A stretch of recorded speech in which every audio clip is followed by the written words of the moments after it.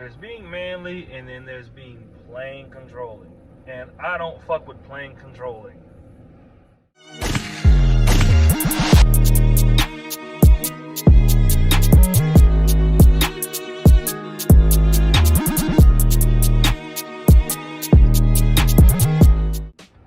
Evening, YouTube. Welcome back to the channel. Okay, goodness gracious. Now that I finally got a little bit of energy during the daytime to actually make videos for YouTube, because usually I only have the energy to do Snapchat because I wake up in the morning, usually I have things in the morning to talk about. But this one's kind of one of those ones that, you know, I think a lot of people can relate to, women specifically. Alright, I am here today to talk about Berlin Syndrome, the movie, and what it means to me, pretty much. Now, that's the thing about me, right? I don't necessarily like to talk about the whole, women versus men shit. I don't like to do that. It just feels a bit redundant when I'm just always women versus men, men versus women.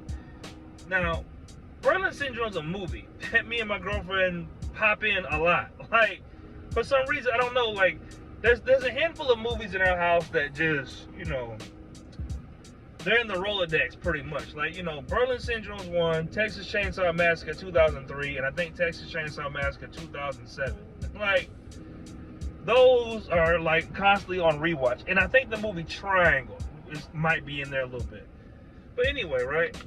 Berlin Syndrome is pretty much about a dude that meets this girl, you know, out in, I think, Berlin somewhere.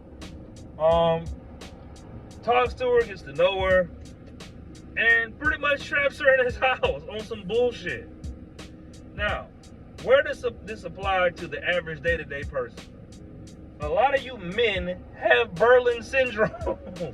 Meaning that because you like a girl or you are dating this, you know, said woman, you don't feel like you can let this woman go out the house without worrying about some other dude either A, trying to steal her, B, trying to fuck her, or her doing some dumb shit. And here's the thing. I understand being manly, I understand being a leader. Even to a certain extent, I even understand being a dictator. What I don't fuck with is being controlling. I'm not a controlling kind of person. I prefer to kind of let things flow and let things happen as they will. You know what I mean? It'd be different if a motherfucker is just out here fucking up and doing dumb shit. That's one thing. I'm talking a basic woman's freedom. I mean, like, her being able to go shop with her friends without you blowing up her phone. Her being able to go out at night without you blowing up her phone. You know what I mean? People are their own people. Women are their own women specifically. You know what I mean? Not even own women. Women are their own people. You should be able to let a motherfucker out the house and trust them enough that they're not going to do no dumb shit when they're outside. Now look, I understand the argument of being afraid to let your woman go a little bit. Because, I mean, look, I may be, for lack of a better term, manly now. But there was once upon a time I was afraid of stuff like that. Like, you know, when you're young, when you're in your earlier years, or you know, you don't have that much experience, you know what I mean? You do this thing where you feel like holding on to a woman is gonna, you know, make her stay, or being up under her all the time is gonna wanna, you know, is what's gonna make her stay. The truth of the matter is, the more you let a woman go, the more she wants to stay. Meaning, like, let her go out with her friends, let her do her thing with her friends, get drunk, or whatever the case may be. Let her go. The more you let a motherfucker go, the more they'll want to be around you. Don't nobody want to be smothered. And that includes men in general. Like, well, men too also fall on this list. Meaning, like, okay, when I say let your girl go out, that's not only for her sanity, but it's also for your sanity. You don't want to be up under a motherfucker all the time, because here's the thing. Majority of dudes can't handle the shit that comes with, you know, being around women 24/7. Meaning, like, you know, girls have a tendency to dump on you. Meaning, like, things they're feeling, things they're upset about, things they're going through, things they're bothered with, things they're insecure. And then men and women speak two different languages. Like, we speak a language when we're together, and we also speak two different languages when we're apart. When she's with her girls, she's able to talk about shit that she needs to do, talk about with her girls. I cannot get words out today. She needs to talk about shit that she can talk about with her girls. She needs to do things by herself. Like, I would encourage you to even push her out the house a little bit. Hey, yeah, just go out. You want to go out, your friends, go out. Now, I also understand the insecurity of a motherfucker going out, because on the other side of that coin, a lot of you motherfuckers go out and you make a complete ass of yourself. Meaning, like, when I say Berlin syndrome, this varies from person to person. And then you also have to be okay with what type of going out your girl does. Meaning, like, if your girl just wants to go shopping and you're cool with her going shopping, or if she wants to go shake her ass in the club and you're cool with that and that's not a problem with you, then it's cool. But if that's an issue with you, then you might not need to be dating a girl that does stuff like that. Does that make sense? Because, hell, a lot of reason why men don't want women out the house is, one, a lot of y'all are scared that your girl's going to cheat. And let me tell you about that off the top of my head while I'm just sitting here. If a motherfucker want to cheat, if a woman genuinely has it in her heart to go fuck some other dude, she's going to do it.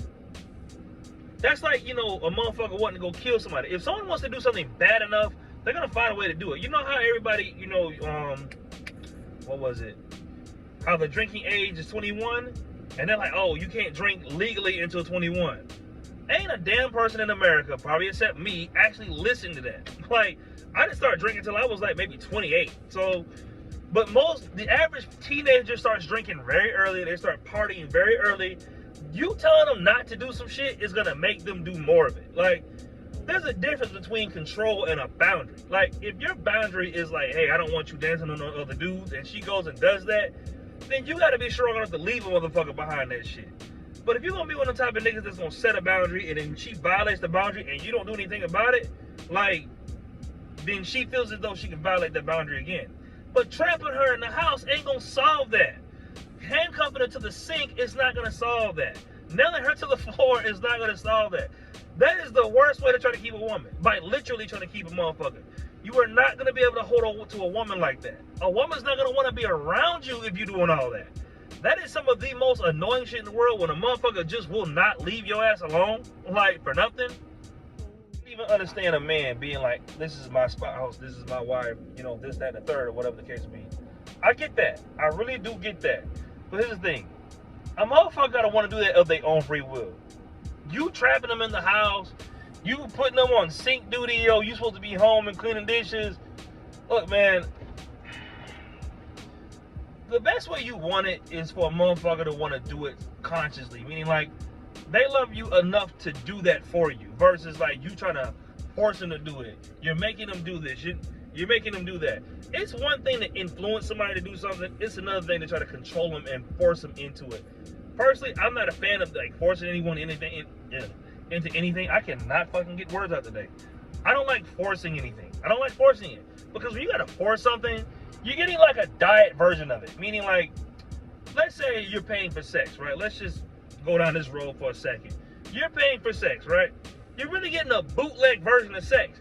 Because there's a big difference between a girl that's fucking you because you pay her to do it, and a girl that does it because she genuinely has it in her heart to want to do so. And the faster you guys learn the difference between the two of those, is the better off you niggas will be.